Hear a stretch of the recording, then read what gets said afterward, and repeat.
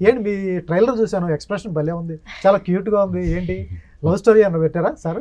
Love స్టోరీయే. Love స్టోరీతో పాటు next ఏం జరుగుతుంది, ఆ యాక్సిడెంట్ ఏదైతే చూసారో దాని తర్వాత ఎలా ఉంటుంది అనేది లవ్ స్టోరీ, ఇంకా డ్రామా కొంచెం మిక్స్.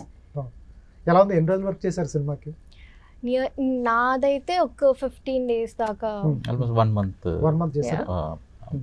1 month దాటింది. ఏంటంటే థియేటర్ బ్యాక్గ్రౌండ్ మీది? థియేటర్ బ్యాక్గ్రౌండా లేకపోతే ఎట్లా? లేదు, నాది రీసెంట్గానే గ్రాడ్యుయేషన్ ఫినిష్ అయింది. గ్రాడ్యుయేషన్ తర్వాత ఆడిషన్స్ ఇవ్వడం, బేసిక్గా 4th yearలో అందరు ప్లేస్మెంట్స్కి ట్రై చేస్తుంటే నేను ఆడిషన్స్ ట్రై చేస్తూ ఉన్నాను.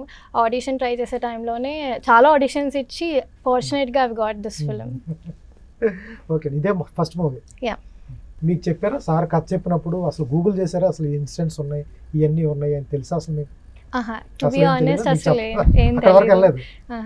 ఫస్ట్ అయితే అసలు క్యారెక్టర్ ఏంటి, దాన్ని ఎలా వైబ్ చేసుకోవాలి అనే టార్గెట్ ఉండే. సో ఫస్ట్ కొన్ని ఆ క్యారెక్టర్కి సిమిలర్గా మూవీస్ రాజ్ సార్ కూడా రెఫరెన్స్ వచ్చారు, అది చూడడం. అండ్ మహేష్ సార్ కూడా మన రియల్ లైఫ్లో చుట్టూన చాలా మంది ఉంటారు అదే క్యారెక్టరైజేషన్తో. సో మేము ట్రావెల్ చేస్తున్నప్పుడు కానీ చూడు ఎవరన్నా నీకు అలా అనిపిస్తున్నారా, ఆ క్యారెక్టర్ని నువ్వు ఓన్ చేసుకోవాలి. సో నేను ఫస్ట్ అయితే క్యారెక్టర్ ఓనింగ్ మీద వర్క్ చేశాను.